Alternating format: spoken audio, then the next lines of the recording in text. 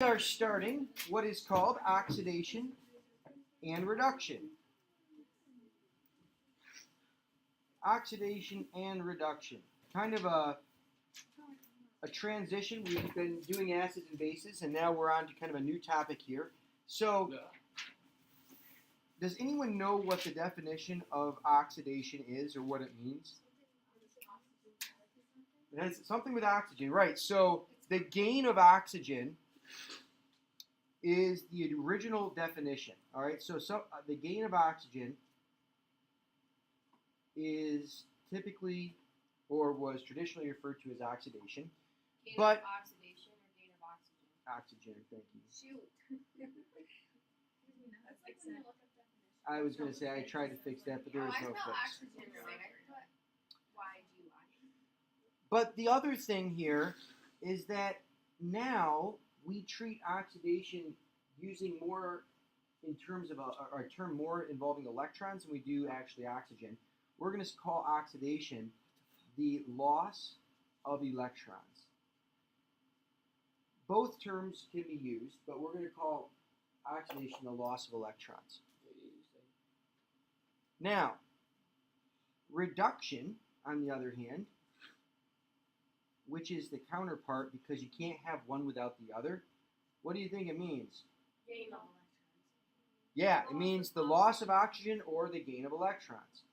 So we'll call this the loss of oxygen, or we call it the gain of electrons. We were doing that thing with lemon juice. Yes. It said that it Yes. Yeah, very good. So when we did the message with the lemon juice and we did the flame, it was the secret message. I think it's the lemon juice oxidized what? Did it say? Or it was, I can't remember what was oxidized in that. But typically speaking, vitamin C, do you remember when I ate the candle? I had made a pear the night before. I had peeled it. But I had to keep it white. I didn't want it to just, if I left it in my refrigerator, that pear would have been brown by morning. So I soaked it in lemon juice because lemon juice has what's called antioxidants. Vitamin C is an antioxidant, and so what happens is it prevents oxygen in the air from stealing electrons off the apple, which makes your apple start to turn brown. So an antioxidant is really, really good for your body. Krista, why would an antioxidant be good for you?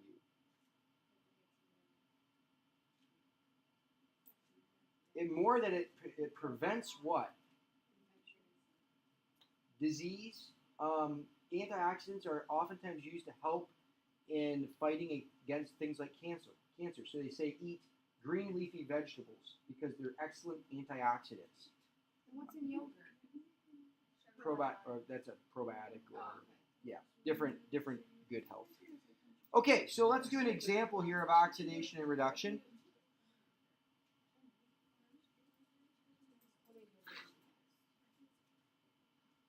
If we take, for example, 2 copper oxide and we react it with carbon, solid, we will get solid copper and CO2. Based upon our definitions of oxidation, we would say that the copper oxide got what? Got oxidized. Nope. It got reduced. This got reduced because notice the copper ends up over here by itself without oxygen. So this gets reduced, and the carbon, which didn't have oxygen to begin with, this is going to be oxidized. That is going to gain electrons.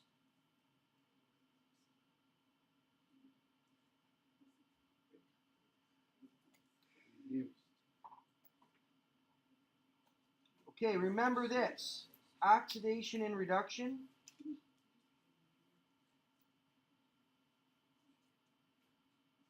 are what is called interdependent.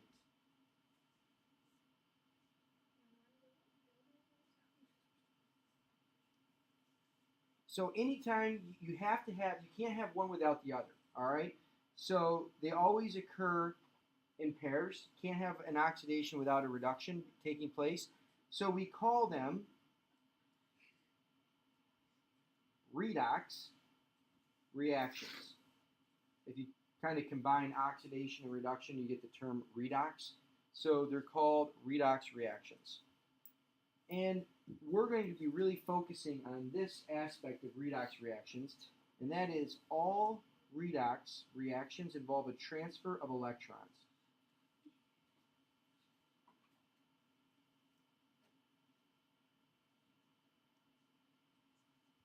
All redox reactions involve a transfer of electrons. Cass, you taking notes back there? Good. Now, ditties, mnemonics. It's funny. I never really knew how well these worked till I had to take several tests and with tons of information. So I'm going to teach you a couple of ditties. All right? Here it is. Leo, the lion, says grr. This is kind of the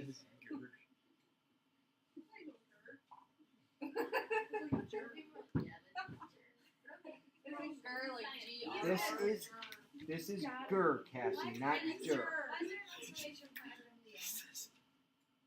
I like it. It was a colon. You don't need it, but if you want to make him special, put a couple of dots there for his eyes. Now, there are two things you have to remember to do well in this chapter. Here they are. Leo, R-A, up, right. Gur, O-A, down, left. You remember that, and you got it made. What does that have to do with I'm never gonna remember this. I'll explain momentarily, but I want to build your Well, suspense. slow down a little bit. I still get it right. Leo the lion says gur, and you must remember, good old Leo, R-A, up, right, gur, O-A, down, left. You remember that? How would I remember? Leo the lion says gur. Very easy. Look what you wrote. Okay. Wait, is that O-A? Yes. O-A, this is R-A, this is O-A. Now, what in the heck does this have to do with chemistry? It doesn't. Well, it sure does. Here's what it means. Leo stands for loss of electrons is oxidation. So you probably just figured out what GER stands for. Got it. Gain of electrons is reduction. So you have to remember that Leo says GER for the definitions. All right, because they're easy. There's a lot of confusing definitions in this chapter. You're going to see in just a minute what I mean when we talk about RA. All right. Sometimes I feel like people who developed some definitions in chemistry were just trying to confuse Regents students, Regents chemistry students, Probably not. because this next one doesn't make a whole lot of sense. But the RA stands for what is called the reducing agent. And what you need to know about the reducing agent is it is the species that gets oxidized. So what the reducing agent is what gets oxidized. Now that confuses students because they hear reducing in it. All right? But here's what it means. If you're an agent, you create change. You're a change agent. A reducing agent is something that gets oxidized and allows something else to get reduced. So it by itself gets oxidized. So you probably have now figured out what OA means, which is it is the oxidizing agent, and what would happen to it? It gets reduced. Now I can guarantee you that if you look at a chemical equation and they say name the reducing agent, you're just going to be like, what? But if they would just say, like up here, what gets oxidized, you could find what gets oxidized very easily, and then you would say, oh, whatever is oxidized, that's my Ra. So in this case, carbon is my reducing agent. My CuO, that would be representative of what's called the oxidizing agent. So you have to be able to keep these straight, and that's why you have to memorize Leo Ra up right, Ger Oa down left. Now, the up and the down. The up stands for what's called an oxidation number increase.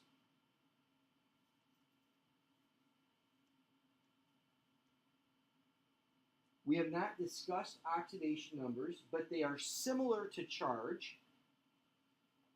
An oxidation number, however, you can assign to something that is not ionic. So you can assign an oxidation number to any atom by itself or in a molecule, even if it's not ionic, and we'll talk about how you do that. The down stands for an oxidation number decrease.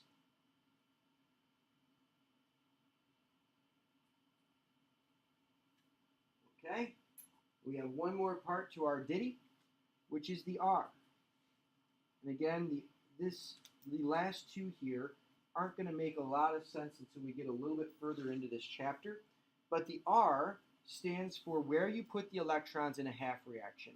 So R means right. Electrons go on the right for oxidation half reactions.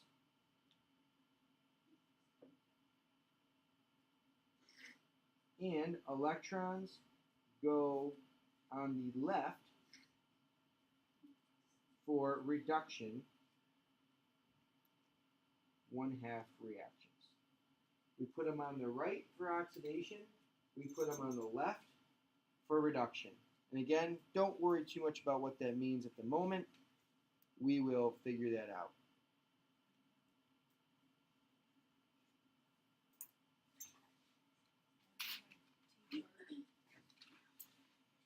Okay, Leo the lion says Ger. Leo Ra up right, Ger Oa down left. It almost is like a rap.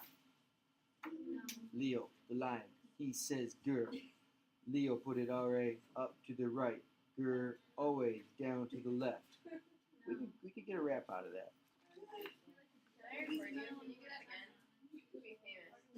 I think it doesn't merit famousness yet.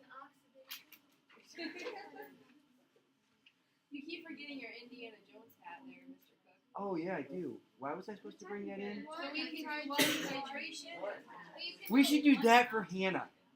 There you We go. could make her laugh, but then it might hurt her jaw. That's okay. No, it's not. I didn't mean that.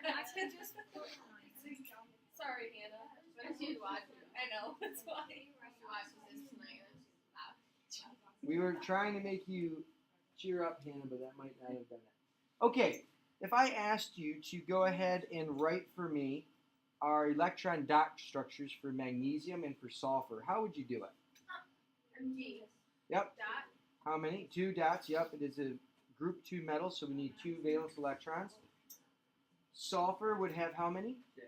Very good. It's group 16 non-metal, so we put our 6 electrons around my sulfur. Now we know that this forms this ionic compound of magnesium sulfide. We have S, magnesium plus 2, S negative 2, crisscross to get magnesium sulfide. Now what I want you to see here is if we think about this in terms of electrons, we know that the magnesium is going to give its electrons over to the nonmetal, the sulfur. So what gets oxidized? What loses electrons? Yeah, sure. So my Mg is what is going to be oxidized, and therefore this is my reducing agent. It allows sulfur to get reduced, so they call it the reducing agent. My sulfur is what gets reduced because you can see it's gaining electrons, which means it acts as the oxidizing agent. It allows magnesium to get oxidized. So whatever one you move dots away from is Ra. Correct. Yep. So I always think of, I never try to think of what is the Ra, what is the Oa. I always ask myself, what is oxidized, what is reduced? And then Leo, Ra, OA. All right, so it helps to remember those. Okay, what is an oxidation number? Let's take a look at these. What's that? I didn't hear you. It was a joke. He thought he was funny, but he wasn't. Oh. Thanks, Madison. All right, an oxidation number is the charge that can, the theoretical charge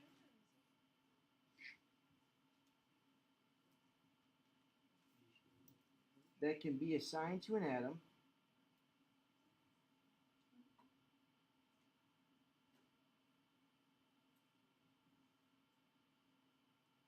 if electron transfer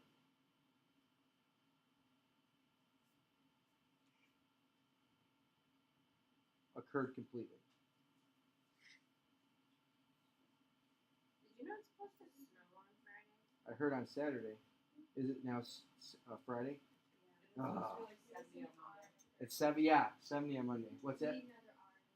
Thank you.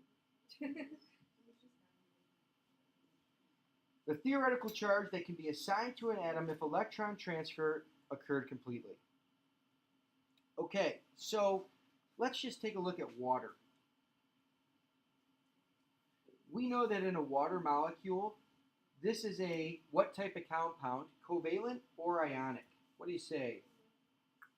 Let's go to the back. I see some talking back there. I'm hoping it's chemistry related. Ionic or covalent? It is covalent because you have all non-metal atoms. Sure.